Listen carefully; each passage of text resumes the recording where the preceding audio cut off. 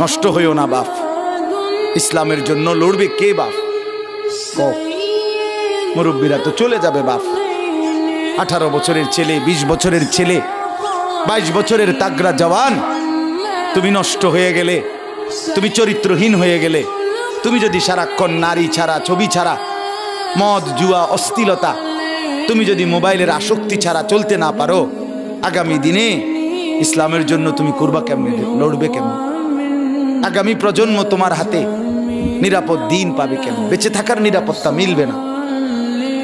বেঁচে থাকা 53 বছর বাংলাদেশের বয়স, 53 বছরের সমাজে বেনামাজির সংখ্যা যদি এত বেশি হয়, 53 বছরের ভিতরে মোবাইলে আসক্ত যুবকের সংখ্যা যদি এত বেশি হয়, 53 বছরের ভিতরে বেপর্দা নারীর পরিমাণ যদি এত বেশি হয়, এত মসজিদ মাদ্রাসা চারদিকে থাকার পরেও যদি এই মসজিদ মাদ্রাসা ষড়যন্ত্রের কারণে কমে যায়,